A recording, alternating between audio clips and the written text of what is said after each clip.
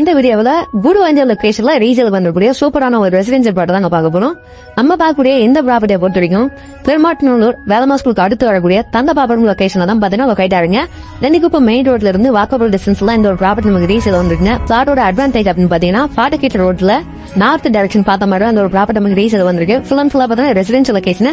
பிளாட்டுக்கு அட்ஜாயின்ல பாத்தீங்கன்னா ஸ்ரீராம் சங்கரை டவுன்ஷிப் இருக்குங்க.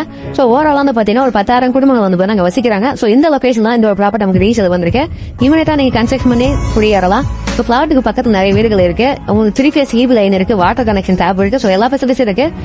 Guduvanchery bus stand and railway station வந்து பாத்தீங்கன்னா ஒரு 10 மினிட்ஸ்ல நீங்க ரீச் பண்ணிடலாம். கரெக்டா 4 கிலோமீட்டர் டிஸ்டன்ஸ்ல இந்த ஒரு ப்ராப்பர்ட்டி நமக்கு ரீசேல் வந்திருக்குங்க.